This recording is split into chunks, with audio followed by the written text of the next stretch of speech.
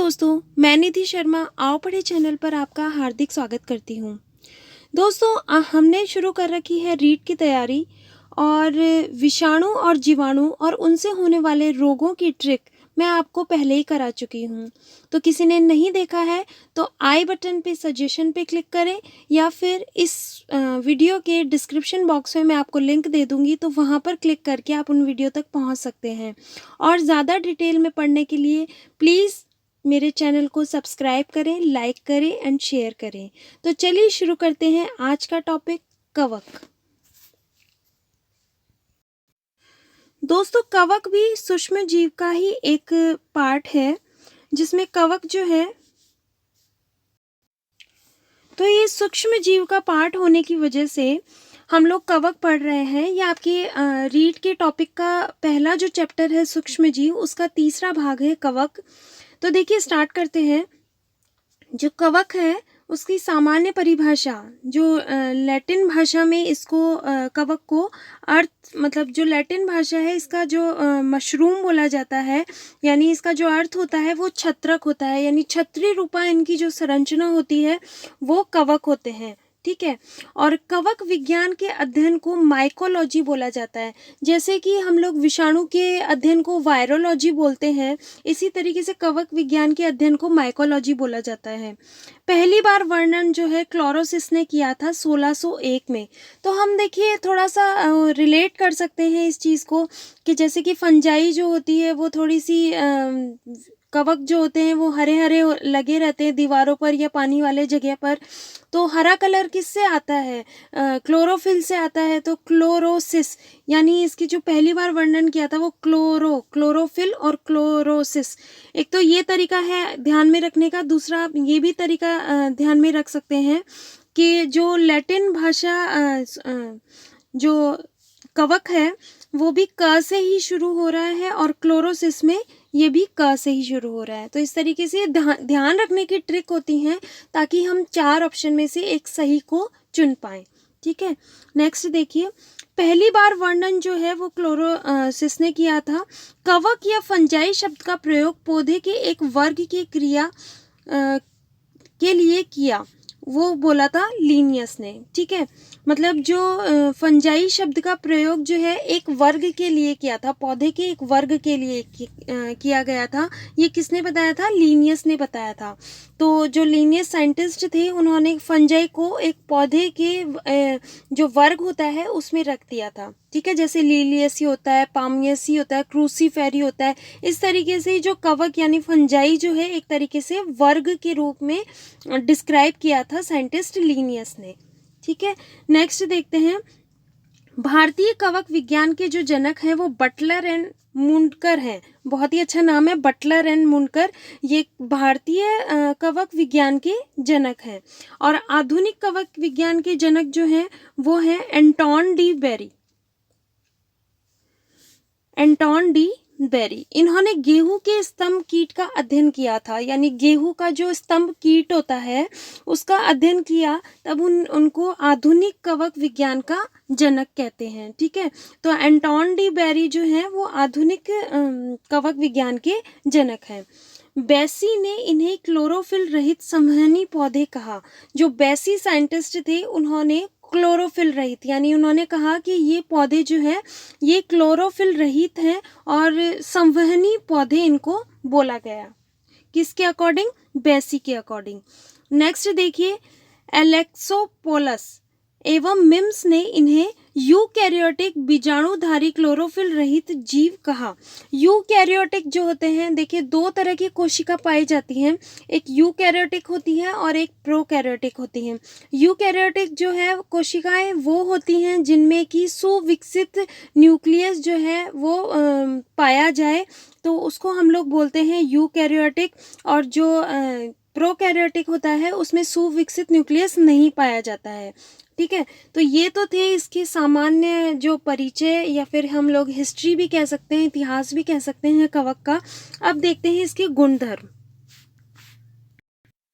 देखिए, गुणधर्म में सबसे पहले है कि ये सबसे पहले तो ये एक कोशिकीय होते हैं, एक कोशिकीय हैं, इसलिए इनका जो संरचना है वो कैसी होगी, अमीबीय संरचना होती है। जिस प्रकार जो अमीबा होता है वो उसकी कोई शेप नहीं होती है, उसका कोई प्रकार नहीं होता, वो इसी तरीके से तैरता हुआ सा नज़र आता है। वैसे ही जो फंजाई हैं, कवक है, वो एक कोशिकीय के होने के कारण आकार में नहीं रहती हैं।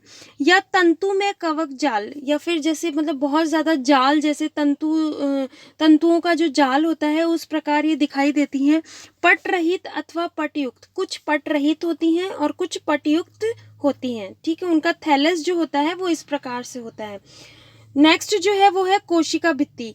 कवक सेल्यूलोज अथवा काइटिन तथा पॉलीसेकेराइड की बनी हुई होती है। जो कवक जो होती है उनकी कोशिका भित्ति जो होती है वो सेल्यूलोज या काइटिन की बनी होती है, पॉलीसेकेराइड की भी बनी हो सकती है, ठीक है। तो इनमें से कोई सी भी किसी भी प्रकार की कोशिका भित्ति बनी होती है, किसमें, कवक में। नेक्स्ट है कोशिका संगठन। कोशिका संगठन यूकैरियोटिक यानी केंद्रक पाया जाता है। केंद्रक कैसे, मतलब जो इनकी कोशिका संगठन है वो यूकैरियोटिक यानी सुविकसित केंद्रक इनमें पाया जाता है, इसीलिए इनको जो है यूकैरियोटिक बोला गया है, ठीक है। जीवन चक्र जो है इनका वो सरल से जटिल होता है, यानी सरल जीवन चक्र से लेकर के जटिल जीवन चक्र तक ये फंजाई जो होते हैं ये चलते हैं, ठीक है। इनकी जो, अब देखिए नेक्स्ट जो है,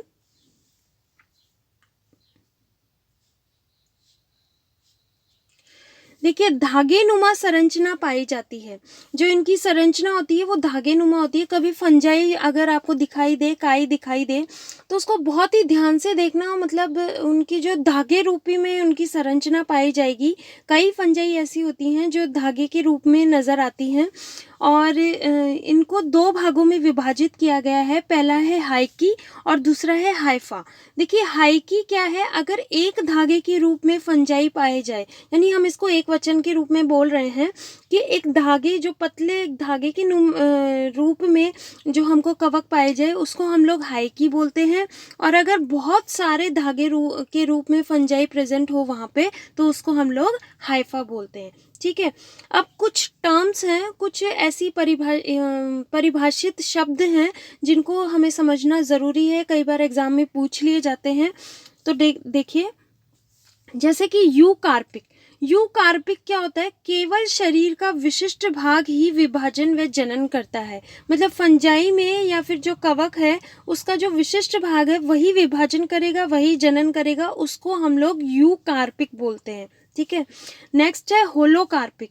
संपूर्ण भाग में विभाजन, यानी किसी विशिष्ट भाग में हो तो यूकार्पिक, और अगर संपूर्ण भाग में विभाजन हो तो होलोकार्पिक बोला जाता है, ठीक है। लोमोसोम्स। लोमासोम्स क्या है, विशिष्ट कवक की अतिवृष्टि, यानी जैसे मान लीजिए ये कवक है और इसकी विशिष्ट जो अतिवृष्टि है यानी बढ़ा हुआ भाग जो है वो लोमोसोम्स कहलाता है, ठीक है। नेक्स्ट जो है वो है कैरियोकोसिस। कैरियोकोसिस देखो, प्रोकैरियोटिक और यूकैरियोटिक। तो यूकैरियोटिक का मतलब होता है सुविकसित, जो नाभिक होता है सुविकसित होता है और उसमें जो होता है सुविकसित नहीं होता है। तो कैरियो जो है वो कुछ केंद्रक से रिलेटेड है। तो देखिए कैरियोकोसिस में केंद्रक के विभाजन के समय केंद्रक कला का विलुप्त नहीं होना, मतलब जो केंद्रक का विभाजन होता है तो जो केंद्रक कला है उसका विभाजन नहीं होता है, तो उसको हम लोग बोलते हैं कैरियोकोसिस। तो ये कुछ इंपॉर्टेंट टर्म्स थी जिनके बारे में आपको पता होना चाहिए। अब नेक्स्ट पढ़ेंगे पोषण। देखिए कवक के पोषण में, पोषण यह परपोषी होते हैं जो जीवित या मृत पदार्थ पर पाए जाते हैं। ये मतलब परपोषी होते हैं, यानी इनका पोषण जो है वो किसी और पे निर्भर करता है। तो या तो ये जीवित पदार्थ पर पाए जाते हैं या फिर मृत पदार्थ पर पाए जाते हैं। अब जीवित पदार्थ पर पाए जाते हैं तब इनको क्या बोला जाता है, और मृत पदार्थ पर पाए जाते हैं तो इनको क्या बोला जाता है, ये पढ़ते हैं आगे। देखिए जो कवक होता है उसमें विषम पोषी स्वभाव पाया जाता है, यानी कई प्रकार से वो अपना पोषण जो है वो करता है और दूसरों पर निर्भर रहता है, ठीक है। तो कवक के लिए सबसे पहले परजीवी भी होते हैं, ये मृतजीवी भी होते हैं और सहजीवी भी होते हैं, ठीक है। अब परजीवी क्या होता है, फंजाई सजीव पौधों तथा जंतुओं पर अपना जीवन यापन करती है। यानी जो कवक होती है वो सजीव पौधे, जो सजीव पौधे होते हैं उन पर लगी होती है और उन्हीं पर अपना जीवन व्यतीत करती है। यानी जो सजीव जो पौधे होते हैं उन उनसे ही अपना जो खाना प्राप्त करके और उन्हीं पर जीवन अपना व्यतीत करती है। ऐसी जो कवक होते हैं उनको हम लोग परजीवी बोलते हैं। ठीक है, नेक्स्ट जो है वो है मृतजीवी। मृतजीवी देखिए, जैसे कि अपने नाम से ही पता चल रहा है, मृत मतलब मरा हुआ। ठीक है, तो ऐसे फंजाई जो है अपने वो मृतजीवी जो पदार्थ होते हैं उन पर अपना जीवन व्यतीत करती है और अपने स्टेटस के कारण जो है कार्बनिक पदार्थ को अवशोषित करती है। यानी कुछ जो मृतजीवी होती हैं उन्हीं पर वो फैल जाती है और जो कार्बनिक पदार्थ होते हैं मृतजीव के उन्हीं को लेकर के अपना पोषण फलीभूत करती है। ठीक है, नेक्स्ट जो है वो सहजीवी है, जो कवक शैवाल तथा लाइकेन के साथ तथा उच्च वर्गीय पौधों के साथ कवक मूल बनाकर भी रह सकते हैं। इसका मतलब ये है, सहजीवी का मतलब होता है कि कुछ कवक जो होते हैं वो शैवाल के साथ भी रहते हैं और कुछ लाइकेन के साथ भी रहते हैं या फिर कुछ उच्च वर्गीय पौधों के साथ रहते हैं, उन्हीं के साथ मूल बना लेते हैं और जैसे वो जीवन व्यतीत करते हैं उन्हीं के साथ अपना जीवन व्यतीत करने लगते हैं और पोषण वहीं से लेते हैं। ठीक है, वे फंजाई सहजीवी कहलाते हैं। जैसे देखिए, ऐसे कवक जो लाइकेन के रूप में रहते हैं, तो सबसे पहले तो जो कवक होते हैं वो लाइकेन के रूप में भी रह सकते हैं, शैवाल के रूप में भी रह सकते हैं। पोषण ग्रहण लाइकेन जो है उनके रूप में करते हैं या फिर शैवाल के रूप में करते हैं। तो अगर कवक जो है वो लाइकेन के रूप में पोषण अपना ग्रहण करते हैं तो उनमें क्लोरोफिल नहीं पाया जाता है, लेकिन अगर वो शैवाल के रूप में पाए जाते हैं तो उनमें क्लोरोफिल पाया जाता है। ठीक है, और जो लाइकेन होते हैं वो प्रदूषण सूचक होते हैं। प्रदूषण सूचक मतलब जो लाइकेन होते हैं वो वहाँ बिल्कुल नहीं पाए जाएंगे, जहाँ पर प्रदूषण ज़्यादा प्रदूषण होगा वहाँ नहीं पाए जाते हैं। मतलब लाइकेन जो है वहाँ पाए जाएंगे जहाँ पर प्रदूषण बिल्कुल नहीं हो। तो इससे हमें पता चल जाता है कि ये लाइकेन है या फिर यहाँ पर प्रदूषण की मात्रा ना के बराबर है। लाइकेन जो है वो प्रदूषण सूचक कहलाता है। ठीक है, अब आवास जो है, आवास जलीय कवक जो मतलब कई तरह के कवक होते हैं। तो जलीय कवक होते हैं, स्थलीय कवक होते हैं और सहजीवी कवक होते हैं। तो जलीय कवक जो होते हैं वो प्लावी पादप शैवाल पर रहते हैं। स्थलीय कवक जो होते हैं वो या फिर मृदा कवक भी बोलते हैं इनको, वो पाइलोबोलस पे रहते हैं। ठीक है, और सहजीवी कवक जो होते हैं वो एस्कोमाइसिटिन व बेसिडियो माइसिटिडिन के सदस्य होते हैं। ठीक है, तो ये कुछ नाम जो है वो आप ध्यान रख लीजिएगा, कई बार पूछ ले जाते हैं एग्जाम में, वैसे इतने ज़्यादा इम्पोर्टेंट नहीं है। ठीक है, और जो परजीवी कवक होते हैं वो पिक्सीनिया और अल्टरनेरिया और पिक्सीनिया आपने शायद नाम सुना भी हो बहुत बार। तो ये जो है ये परजीवी कवक होते हैं, अपने पोषण के लिए दूसरों पर निर्भर रहते हैं। ठीक है, अब कवक का प्रजनन पढ़ते हैं। देखिए, कवक जो है वो अपना प्रजनन जो है यानी अपने जनन जो है वो 3 प्रकार से करता है। सबसे पहला जो होता है वो है कायिक जनन, दूसरा है अलैंगिक जनन और ये है लैंगिक जनन। कायिक जनन जो है वो 3 भागों में विभाजित है, खंडन, विखंडन और मुकुलन। ठीक है, कायिक जनन जो होता है वो उसमें मतलब जो माता पिता की उनकी आवश्यकता नहीं होती है, तो ये खुद से ही अपना जो क्या प्रजनन करते हैं। ठीक है, तो उनको हम लोग बोलते हैं कायिक जनन। तो कायिक जनन में सबसे पहले खंडन देखिए, कवक की काय हाइफा जो है वो जो बहुवचन मतलब जो हमने बोला था कि बहुत सारे धागे के रूप में रहते हैं जो कवक होते हैं। तो कवक जो है वो काय हाइफा के छोटे छोटे खंडों में विभाजित हो जाती है। यानी जो धागे नुमा संरचना है उसके अपने आप ही छोटे छोटे खंडों में विभाजित हो जाएगी और फिर वहीं से पोषण लेकर के ये अपने आप को आगे और विकसित करते हैं। ठीक है, जैसे कि एग्जाम्पल है इसका एस्कोमाइकोटिना। तो ये एग्जाम्पल ध्यान रखिएगा। नेक्स्ट जो है वो है विखंडन। विखंडन में परिपक्व कोशिकाएं होती हैं, ठीक है। परिपक्व कोशिकाएं हो जाती हैं और फिर उसके बाद में समसूत्री विभाजन इनमें पाया जाता है। यानी परिपक्व कोशिकाएं होने के बाद में वो कोशिकाएं विभाजित होती हैं, फिर 2 से 4, 4 से 8, इस तरीके से 8 से 16 इस तरीके से बनते हैं और नए कवक का निर्माण हो जाता है, जैसे कि ईस्ट, ठीक है।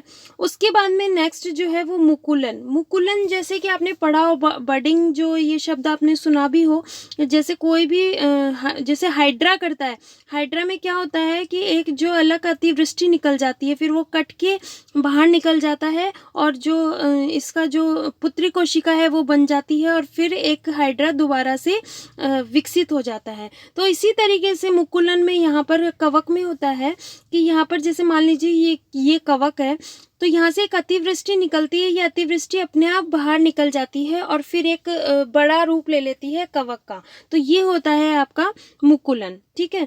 नेक्स्ट अलैंगिक जनन देखते हैं। नेक्स्ट जो है वो है अलैंगिक जनन। देखिए अलैंगिक जनन में जो है वो बीजाणुधारी होते हैं कवक और उनका जो है अलैंगिक जनन होता है। तो देखिए किस प्रकार से होता है, स्पोरेजिम्स्पोर्स और बीजाणुधानी में किस तरीके से ये अलैंगिक जनन करते हैं। देखिए सबसे पहले जो बीजाणुधानी होते हैं वो अपना एक अतिवृष्टि सा निकाल लेते हैं, यानी अतिवृष्टि हो जाती है उनमें और फिर ये क्या हो जाते हैं, ब्लास्ट हो जाते हैं। ब्लास्ट मतलब फट जाते हैं। फट जाने के कारण जो मतलब जो बीज होते हैं, देखिए जिस तरीके से आपने अगर कोई पौधा देखा हो तो जैसे आंकड़े का पौधा जो होता है उसकी जो बीज होते हैं वो एक थैले रूप में रहते हैं और फिर कुछ समय बाद में वो फूल जाता है और फट जाता है और फटने के बाद में जो उसके अंदर बीज होते हैं जो उड़ते हैं आसमान में, तो वो जो है वो बीज है इस तरीके से उड़ने के बाद में और वो जगह जगह ज़मीन पर जाकर के बैठ जाते हैं और बैठने के बाद में वहीं पर अंकुरन कर लेते हैं और पौधे का निर्माण कर लेते हैं। तो इसी तरीके से कुछ जो कवक होते हैं उनमें ऐसे ब्लास्ट हो जाता है, फट जाती है थैली और फिर उसके बाद में जो बीज हैं उनके वो अंकुरित हो जाते हैं, जैसे कि एग्जाम्पल है इसका माइसीलियम, ठीक है। अब ये दो तरह के होते हैं, चल बीजाणु और अचल बीजाणु। चल बीजाणु जैसे कि अपने नाम से ही पता चल रहा है कि ये गतिशील होते हैं, तो ये गतिशील होते हैं, फ्लैजिला का शाप पाया जाता है इनमें और ये समान भी हो सकते हैं और भिन्न भी हो सकते हैं, ठीक है। और अचल बीजाणु में जो है वो गति संभव नहीं होती है, बड़े और ये समान होते हैं। अब देखिए दो तरह की जो है हम लोग पढ़ते हैं, सीलिया और कशाभिय। देखिए सीलिया जो होते हैं, जैसे कई फंजाई या कई कवक होते हैं, उनमें इस तरीके से छोटे छोटे प्रकार के जो ऐसे आपको उभराव नज़र आए या ऐसे तंतु से नज़र आए छोटे वाले, तो उनको बोला जाता है सीलिया। और इस तरीके से बड़े एक या दो तंतु अगर नज़र आते हैं तो उनको बोलते हैं कशाभिक, ठीक है।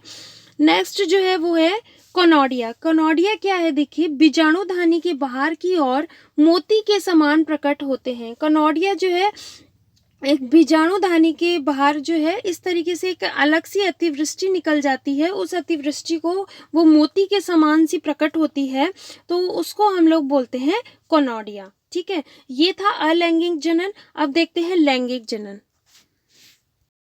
देखिए लैंगिक जनन में क्या होता है कि नर व मादा युग्मक जो हैं वो दोनों ही इसमें भूमिका निभाते हैं। संलयन जो होता है वो निषेचन के द्वारा होता है। जिस तरीके से मनुष्य में निषेचन की क्रिया जो है वो फैलोपियन नलिका में संपन्न होती है, इस प्रकार से जो कवक होते हैं वो 3 प्रकार से अपना निषेचन करते हैं, प्लाज्मोगैमी के द्वारा, कैरियोगैमी और अर्धसूत्री विभाजन, ठीक है। तो पहली प्लाज्मोगैमी जो है वो क्या होता है कि जीव द्रव्य का जो है वो संलयन हो जाता है, यानी जो जीव द्रव्य है वो 2 भागों में विभाजित हो जाता है और जो कोशिका है वो भी 2 में विभाजित होकर के क्या कर लेती है, कवक का जो है जनन कर लेती है, ठीक है। नेक्स्ट जो है कैरियोगैमी। कैरियोगैमी मैं पहले ही बता चुकी हूँ कि ये केंद्रक से रिलेटेड है। तो केंद्रक का संलयन हो जाता है, जो एन जो माता और जो नर होते हैं उनके जो लैंगिक जनन के लिए जो केंद्रक है उनको काम में लेकर के उनको फ्यूजन करके संलयन करके जो है वो 2n के रूप में बनता है। जैसे जिस प्रकार से ह्यूमन में जो है वो 23 जोड़े होते हैं क्रोमोसोम के, और 46 जो होते हैं वो भिन्न भिन्न क्रोमोसोम पाए जाते हैं, ठीक है। और अर्धसूत्री विभाजन जो होता है वो इसमें पाया जाता है कवक में, ठीक है। इसके बाद जो है हम लोग लाभ और इसकी हानि पढ़ेंगे कि कवक से लाभ और हानि क्या होने वाली है। एग्ज़ाम में जो है आपके लाभ और हानि भी पूछी जाती हैं, क्योंकि आपके जो सिलेबस है उसमें टॉपिक दिया हुआ है कि लाभ और हानि भी बतानी है सूक्ष्म जीव की। तो चलिए कवक की जो लाभ और हानि है वो भी पढ़ते हैं। देखिए कुछ कवक से ज़्यादा लाभ व हानियाँ होती नहीं हैं, लेकिन कुछ एक जो भी होती हैं वो मैं आपके लिए लिख के आई हूँ। देखिए जो लाभ है वो क्या होता है, खाद्य पदार्थ के रूप में कवक का बहुत ज़्यादा लाभ है। जैसे कि केक निर्माण में, ब्रेड निर्माण में, पनीर निर्माण में, हम लोग बोलते हैं ना यीस्ट डेवलप नहीं हो रहा है, ठीक है, तो खमीर जो हमें उठाना है वो कवक के द्वारा ही होता है, ठीक है। बेकरी उद्योग में जैसे जाइमेज जो है वो स्पंज के लिए, जो स्पंज जैसे बहुत ही सॉफ्ट सा जो पदार्थ होता है, जिस प्रकार केक होता है, तो वो जाइमेज हेल्प करता है। शराब के रूप में भी उपयोगी होता है, शराब बनाने के काम में भी आता है, तभी तो इसमें जो फर्मेंटेशन प्रोसेस होता है वो इसके द्वारा पाया जाता है। नेक्स्ट जो है कार्बनिक अम्ल, जैसे सिट्रिक अम्ल, क्लोरोनिक, लैक्टिक अम्ल, इनमें भी क्या पाया जाता है, कवक पाया जाता है। कई एंटीबायोटिक जो होते हैं वो कवक से ही बनती हैं। फ्लेमिंग जो पहले साइंटिस्ट थे जिन्होंने पेनिसिलिन की डिस्कवरी की थी, वो भी कवक से ही बनाई गई थी। एंजाइम के रूप में जैसे कि जाइमेज और लाइपेज, दो एंजाइम्स होते हैं जो कि बहुत ज़्यादा किण्वन में हेल्प करते हैं, तो इनको भी जो है वो किसने कवक के द्वारा ही होता है, तो ये इसमें लाभदायक होती हैं। एस्परजिलस, सेलुलोज, न्यूरोस्पेरा आनुवंशिकी अध्ययन में हेल्प करती है, ठीक है, तो ये इसके लाभ है। और हानियाँ क्या होते हैं, कई बार क्या होता है कवक से जो है वो दाद हो जाता है, तो जो दाद होता है वो ट्राइफोफायटॉन कहलाता है या एस्पेरजिलोसिस रोग कहलाता है, जिससे दाद हो जाता है। और भोजन का नाशक भी कर देते हैं कई कवक, जैसे कि काष्ठ को सड़ाना, एलर्जी, विषैले कवक, खाद्य को दूषित करना, फल के बेस्वाद हो जाने का कारण भी कवक होता है, ठीक है। अब देखिए कुछ कवक और कवक से होने वाले रोग हैं वो देख लेते हैं। ये देखिए दोस्तों कुछ कवक और कवक से होने वाले प्रमुख रोग हैं, तो आप इसकी या तो स्क्रीनशॉट ले लीजिए या फिर इसको कॉपी में नोट डाउन कर लीजिए। कई बार इनसे क्वेश्चन पूछ लिए जाते हैं कि सफ़ेद कीट रोग जो है वो किसके द्वारा होता है, तो ये कवक है एल्बिगो कैंडिडा, इसके द्वारा होता है। मटर का चूर्णिल लसीता, ये इरिसिफी स्पीशीज़ होता है। तो कई जो है इम्पॉर्टेंट हैं, ये 12 ही हैं, तो इनको याद कर लीजिएगा। ये बहुत बार क्वेश्चन आप कई पूछा जाता है एग्ज़ाम्स में, काफ़ी एग्ज़ाम्स में, रीट में तो पूछा ही जाता है, प्लस ये और पटवार में, इनमें भी जो विज्ञान जो विषय जहाँ पर भी आता है तो उनमें कई बार ये पूछ लिया जाता है, ठीक है, तो इसको ज़रूर आप याद कर लीजिएगा। अब हम देखते हैं इसके क्वेश्चन और आंसर। आप मुझे ज़रूर बताइएगा कमेंट बॉक्स में कि आपके कितने सही हुए। चलिए तो देखते हैं। देखिए फ्रेंड्स ये कुछ इम्पॉर्टेंट क्वेश्चंस हैं जिनके आप मुझे ज़रूर बताइएगा कमेंट बॉक्स में से कि आपको पहले से आते थे, या आते थे तो कितने आते थे और कितने आपके सही हुए। देखिए जैसे कि निम्न में से कौन सा सबसे पुराना वनस्पति शास्त्री है जिन्होंने कवक का वर्णन किया। पहला है लिन्ने, दूसरा है फाइज, तीसरा है बाहिन और चौथा है क्लॉसियस।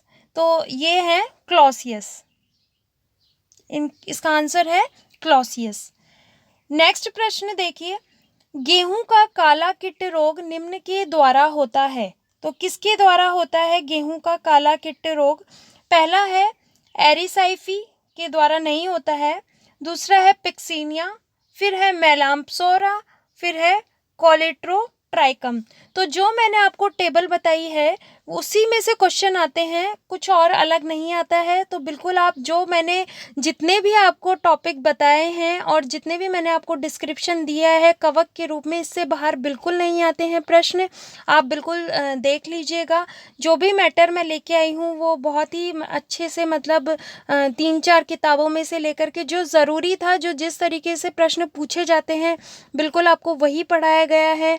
अगर रीट और इन परीक्षाओं के अलावा किसी और परीक्षा की भी बात करें तो भी कवक में इतने ही प्रश्न आते हैं, बहुत ज़्यादा डीप नहीं आता है। फिर तो जो आप डॉक्टरशिप की जो एग्ज़ाम करते हैं उनमें बायोलॉजी में बहुत ज़्यादा डीपली पूछा जाता है, इन परीक्षाओं में इतना डीपली नहीं पूछा जाता है। ठीक है, तो ये आपके लिए मोर देन इनफ यानी सफिशिएंट है। ठीक है, तो गेहूं का काला रिकेट रोग जो है वो पिक्सीनिया के द्वारा होता है। ठीक है, थर्ड जो है पेनिसिलिन को प्राप्त किया जाता है, तो ये तो शायद मेरे को पता है, सभी को आता होगा। पेनिसिलिन को जो है कवक के द्वारा प्राप्त किया जाता है। नेक्स्ट जो है वो है सफ़ेद कीट रोग किस कवक द्वारा होता है? तो सफ़ेद कीट रोग जो है वो एल्बिगो कैंडिडा द्वारा होता है, एल्बिगो कैंडिडा। ठीक है, तो इसका आंसर हो गया पहला। और पांचवा और लास्ट प्रश्न है red rot of sugar cane. देखिए शुगर केन यानी जो गन्ना जो होता है उसमें लाल लाल प्रकार का, गन्ने तो सभी ने खाए होंगे, तो गन्ना जो होता है वो लाल लाल प्रकार का जो उसमें रोग उत्पन्न हो जाता है उसको red rot of sugar cane बोलते हैं। तो वो किस कवक के द्वारा होता है? तो वो होता है कोलेट्रोट्राइकम के द्वारा। ठीक है, तो आपको ये वीडियो कैसी लगी दोस्तों, प्लीज़ मुझे कमेंट बॉक्स में बताइएगा और मेरे चैनल को सब्सक्राइब एंड शेयर करना ना भूलिए। धन्यवाद। जय हिंद, जय भारत।